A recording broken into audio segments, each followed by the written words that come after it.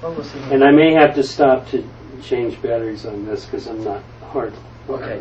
My camera on? Yes. Okay. Okay, so go whenever you're ready.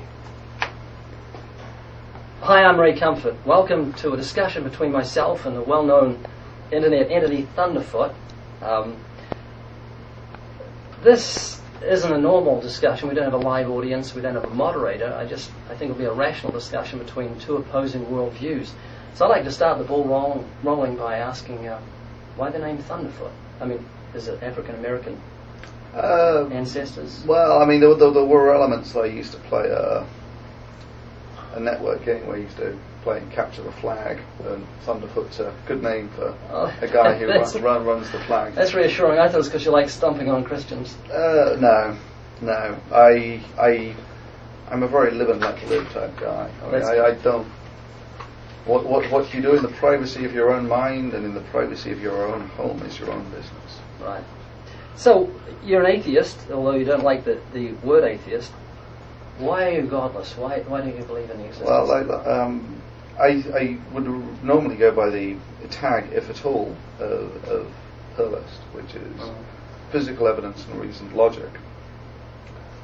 And this is, if you like, the wellspring from which everything that we actually know, everything to build what you see in front of you, the metallurgy, the lights, all of this actually comes from physical evidence and reasoned logic. It is the foundation of our civilization, and it is what has brought us from the Stone Age to where we are now. So, what was in the beginning? How did all this happen? Well, there is the assumption that there was a beginning. I mean, this is what we would call in scientific terms an unknown. You don't know what was in the beginning? It's unknown. I mean, there are things that we know and the things that we don't know, and there are, as Rumsfeld say, there are known unknowns and unknown unknowns. But I could have stopped you there because I know what was in the beginning. You don't know. I know what was in the beginning. In the beginning, God created the heavens and the earth. You don't know. I do. Well, that's a statement of opinion. It is not a statement of fact, in that you cannot actually sustain it with physical evidence and reasoned logic. Well, do you believe nothing created everything? There is, again, the assumption that there was a creation. This is, like I say, an unknown. So you can't use the word creation or created because it denotes a creator. So what do you call it? It's an unknown. What do you call this thing that we live in? How did it get here? Well, we live in a universe. I mean, ultimately you need some assumption to get going. And the assumptions that I make are the universe exists, and that you can learn something about it. Do you think it's eternal? I don't know. So you don't know how it began, and you don't know if it's eternal? It's unknown. To you? It's unknown to me. Yeah. And further, I would say that it's unknown to mankind. Well, you can't say that, because you'd have to have omniscience to know it's unknown to mankind. You don't know what mankind knows. Yes, you know what you don't know. I have a... Okay, this is getting into, can you ever disprove something? Well, yes and no.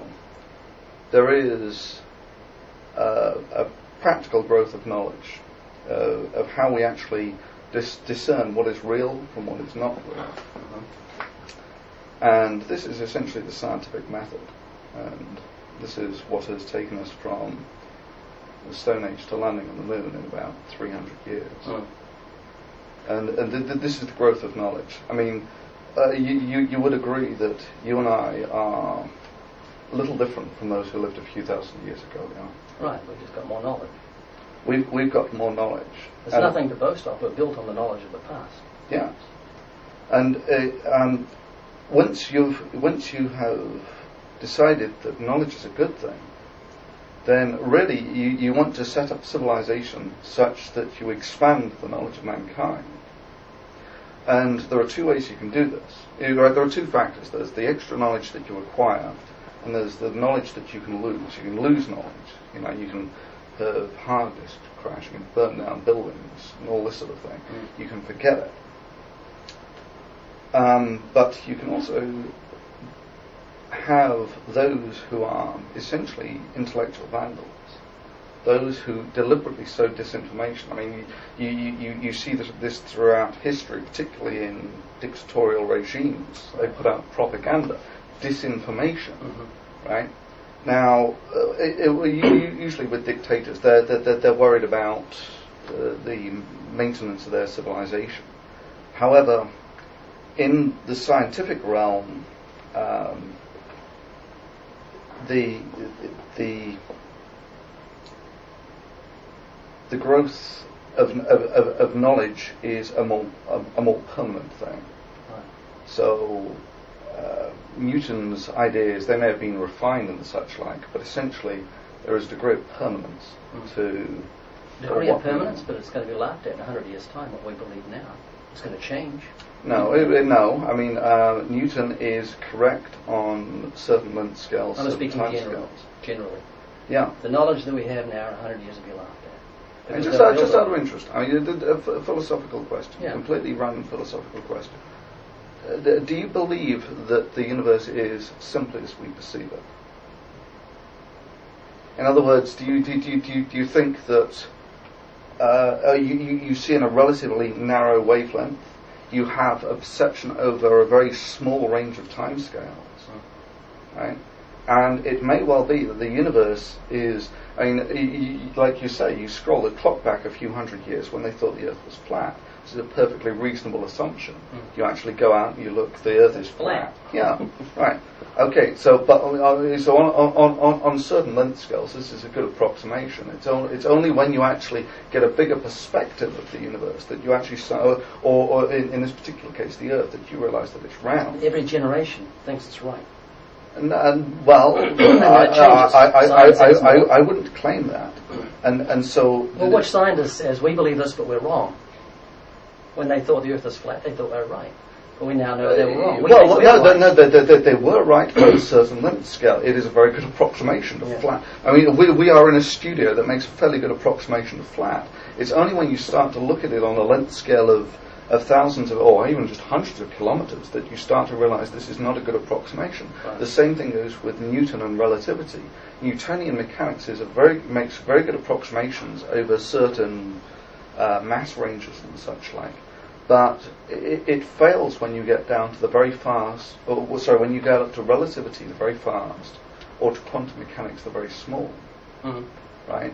So the question, this is what you would normally call a paradigm shift. Do you actually think that the universe is as we perceive it? No. Nothing is as we perceive it. So you can't even tell me which direction up is. Well, I can tell you with respect to gravitational field of the Earth. That's right, because in New Zealand, where I come from, up is down. Yeah. We all run upside down. So let me just bring it up. So when there's a bit in where the devil tempts Jesus, I think he takes him up above the world, but of course that would be down. I mean, this is just a. You would see this as just a figures of speech. Figures of speech. Now listen, why don't you believe in God's existence? There is what is there that would sustain such a point of view? Creation. You cannot have a creation. Again, I said from the beginning that is an unknown. You don't actually know there was creation. You know there was a universe, and you said that it may not be as you perceive it. Right? When you get up to the very fast, intuitive reasoning fails you. The whole thing essentially dissolves into mathematics. Right? There is no intuitive interpretation. So you're saying there's no evidence that God exists? If you have some, I would be more than happy to. You don't know how creation got here. You don't know how the universe got here. You say it's an unknown. It's an unknown. But you can't make our most intelligent scientists can't make a grain of sand or a blade of grass from nothing. We haven't got a clue how to create a piece of sand. We can't make cows, we can't make milk, cheese, butter, all these things that surround us. With our intelligence, we can't create. So, I mean, in some senses, yes, we can create. We can manipulate matter. That's recreate. That's with using God's materials to recreate. We can't create a piece of sand. So, but again, you've made the assumption that the universe is as you perceive it. Okay. We can't make a frog, a fly, a bird, a tree. We can't. Actually, so, no, I mean, let me finish my sentence please. so you can see.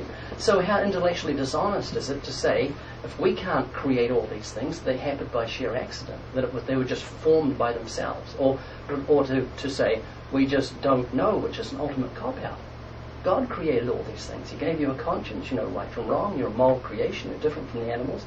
And this whole genius of God's handiwork we see in creation as evidence of His existence. Okay, so there are several points there. There is the creation of matter. There is morality. There is the origin of animal life. Right. Right. So let's break this down into actual segments. Would you like to?